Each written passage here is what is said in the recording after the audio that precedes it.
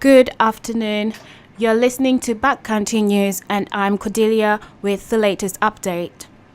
Prince Harry will visit Birmingham on Monday to officially open a memorial for the victims who lost their lives in the 2 terrorist attacks in Tunisia. The Duke of Sussex will pay his respects after 31 Britons lost their lives in the attacks of 2015. Figures show that the number of rough sleepers in West Midlands has increased by more than 40%. Charlotte Ham has the latest. The number of rough sleepers in the West Midlands has increased by more than 40% over the last year, the biggest rise across the country. Figures show that 420 people were found sleeping rough on the streets in a single night in November, up to 42% higher from the same night in the year 2017. The number of people sleeping rough in the region has increased by a shocking 130% since 2010. However, the peak over the last 12 months is by far the largest across the country. Peter Saunders slept rough in Wolverhampton for over 2 years. It's a hard life out there, you know. You feel like you're living on the edge of society. People would ignore me, spit on me, call me names. No one would help me. It was the worst time of my life. Last year, Walsall, Wolverhampton, Sandwell and Birmingham were identified as the West Midlands hotspot areas with the highest levels of homelessness. Government figures have prompted warnings that the region is in the middle of a moral emergency over homelessness in the West Midlands, with many calling on the government to make a change. Matthew Roberts, a volunteer for the homeless, says a strong support network is key to ending the trend.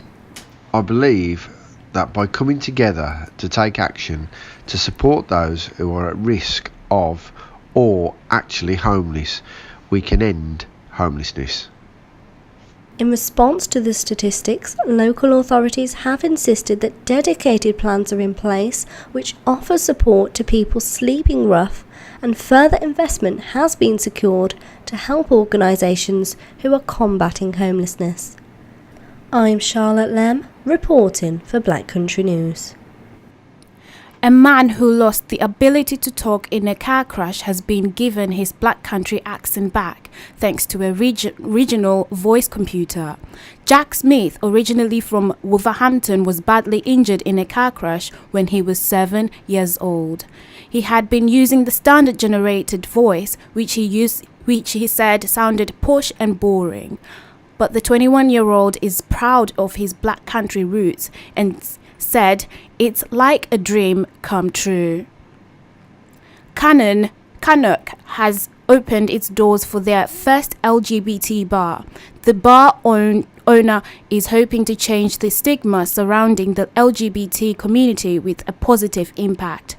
Robin Monroe reports on the impact it has had so far. Locals enjoy live entertainment of some of the UK's most talented drag queens. Customers say the venue is just what Canuck needed and has impacted the town in a positive way by changing people's opinions.